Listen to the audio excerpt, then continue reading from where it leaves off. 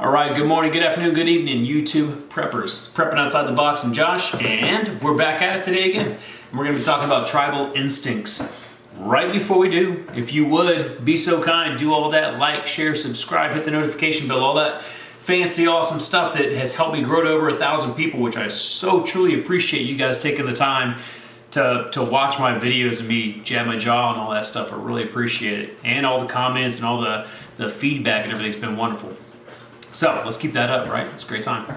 Anyways, without further ado, we got tribal instincts. So I say going into the elections, tribal, and years down the line, because you know I always like to talk about years down the road, trying to think into the future. We're preparing not just for an event coming up, but how we live and how we function afterwards, right? So thinking about it, I think it's important to understand that tribal instincts are part of human nature. Humans are naturally tribal, and it's always going to be that way, right? So the need to belong, I think, can largely build rational, maybe like realistic, and what I would possibly consider irrational or chaotic loyalties, disputes, violence like war and things like that, and disinformation being a huge one. But just keep that in mind, the kind of things that tribalism can bring about. So anyways, thinking of what we treat today as tribal, you've got things like the elections, and of course your side is always the right side and everyone's wrong. Has nothing to do with being tribal, right? And obviously I know there's intellect and things like that go into it, and free thinking, I get it. But tribalism, right? Usually you pick with a side, you stick with that side, and it doesn't sway much. Sports teams are a huge one. So with sports teams, think about the almost unrealistic bonds you build with these teams. And you hear people, and I've done it, when you say my team and we're gonna win.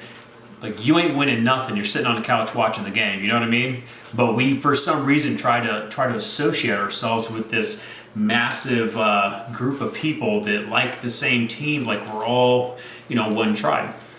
And another one. So look at your prepping group or your family. Just the smaller scale right there. Thinking about how you guys, the loyalties and all that kind of stuff you guys bring to each other. Your little tribal aspects that you bring to each other. Beliefs are a huge one, and I'm not knocking anyone's belief, but I'm just saying that different religions and things like that, different seculars, everything's even broken down into further fractions and things like that, or factions. And so there can also, in all of these categories, there can almost be a tribal mentality inside of a tribal mentality. And like I said, I'm not knocking someone's belief, I'm just giving the example of let's say Christians as a whole, for an example, sticking together, but then all of a sudden breaking off also into different kind of seculars, right? And this goes even as large as like nation to nation. So, America versus the world, right? or Canada or Mexico, whatever nation you're proud to be from, you're always going to hold to a higher level usually than another nation. Anyways, so people will fight blindly. For a tribe, right? Even doing this through maybe spreading misinformation to cause harm or chaos within a rival tribe, right? And this even goes so far to the misinformation that one is spreading, whether it be the leaders or people within the tribe itself. The tribe as a whole will almost blindly believe the misinformation. So among the members of it, and it's loyalty. Loyalty is a huge part. So if your leader sits there and says, we're here and this group wants to hurt us, well, the group's going to believe it because they have loyalty to their tribe, right, to their group. So you have things like that. Now let's move way down the line, right? Move years into an SHTF situation. And although tribal instincts can be good or bad, right? It can be either way. I do believe, and they can be really bad, but I do believe that without this tribalism in the world, we would be just descended into chaos. If you think about it. So if everyone for themselves and no one has any loyalties to anybody else in groups or anything, it's nothing but chaos, right? So tribalism is very, very important. In Afghanistan, we had a big thing. So we had to sit there and bring in tribal leaders from all over the area that we were operating in. Sit them down, we're all eating together, and we had to explain to these tribal leaders that they have to stop spreading lies, spreading misinformation about each other, because they're literally causing people to get hurt for no reason, right? And even when there was nothing going on, of course, information is information. People take it for what it is and they act on it usually.